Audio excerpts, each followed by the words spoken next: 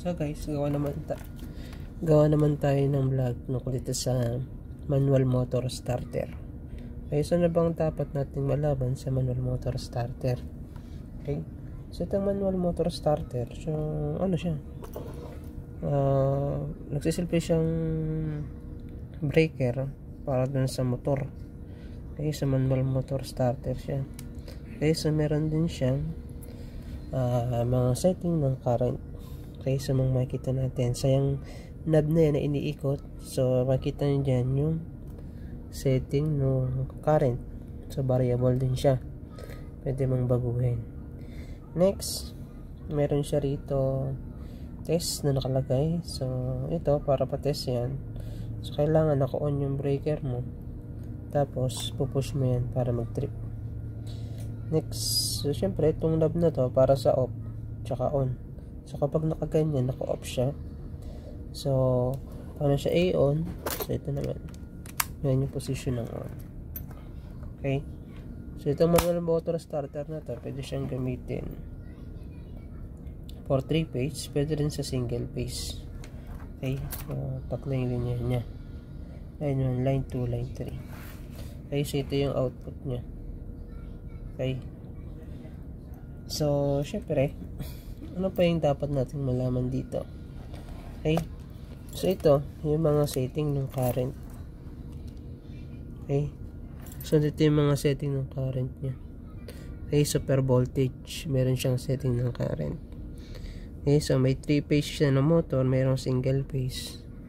Okay, may 120 volts, 240 volts, 480 volts at 600 volts. Okay, so yan, makita rin natin yung current. So sa 3 phase tsaka single phase. Okay, so okay, so FLA, full load ampere. Okay, makita rin natin yung maximum operated voltage nya. So ito medyo maliit lang, so andito siya. So UE is 690 VAC, tapos 400 VAC. So pwede ito sa 400 volts.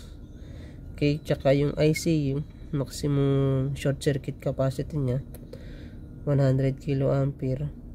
Tapos yung short circuit nya sa 100 kiloampere, halos pareho lang din sila. Okay, syempre gawa to ng ABB.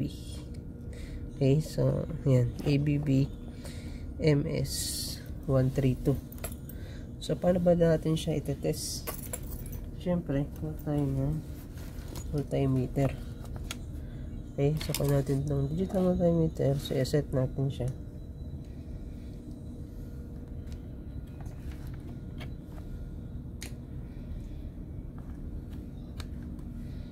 So set natin siya ng resistance.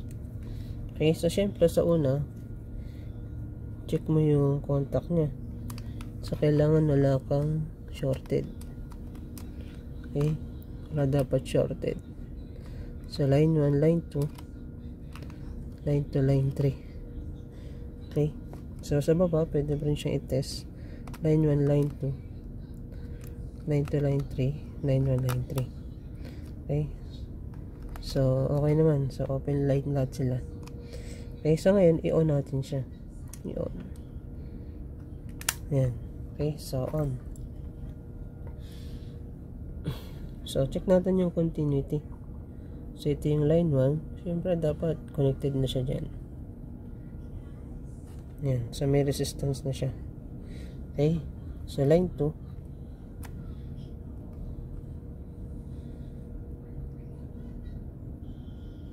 Ayan. Then line 3.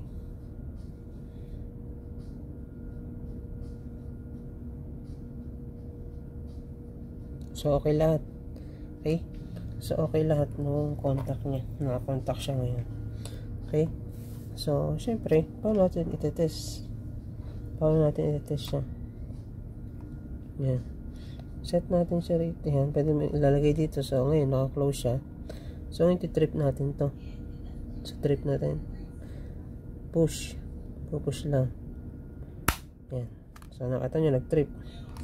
So ito na ngayon, nasa trip na siya. So susukatan natin yan. So yung line 3 niya, open line na. Line 2, open line na rin. Line 1, open line na din. Okay? So, trip na siya ngayon. So, open line na siya. So, paano ibabalik ulit sa dati?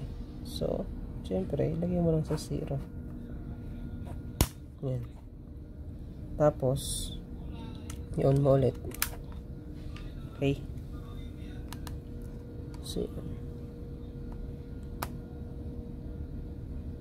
yan. So, buo na ulit siya.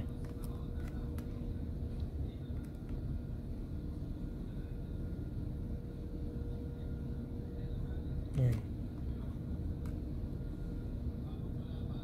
Yan, okay. So, buo na ulit. So, ano pang dapat nating malaman dito? So, syempre, yung setting ng current. Kasi ito siya. Okay? So, kapag bibili ka ng manual motor starters, na gamitin mo dun sa motor mo. Okay? So, kailangan yung sa full load ampere ng motor mo, yung setting niya sa nameplate, ay pasok dito sa mga setting dito. Okay? So, nasa range dapat siya para masaset mo siya ng tama. Okay? So, yun lang. Katulad lang din dun sa overload relay. So, pag bibili ka ng overload relay mo, tulad lang sila na kailangan pasok siya dun sa range. Okay? So, ganun lang kasimple yung manual motor starter. Okay? So, syempre, pag na-detect ng motor mo yung current na tumaas at na-sense niya yung setting mo, so magti-trip siya. Okay? So, ganun lang kasimple yung manual motor starter. Okay? So, pwede yun, diretso na agad. Line 1, line 2, line 3 mo, diretso na to sa motor. Okay? So, diretso na yun sa motor. So, yun lang guys.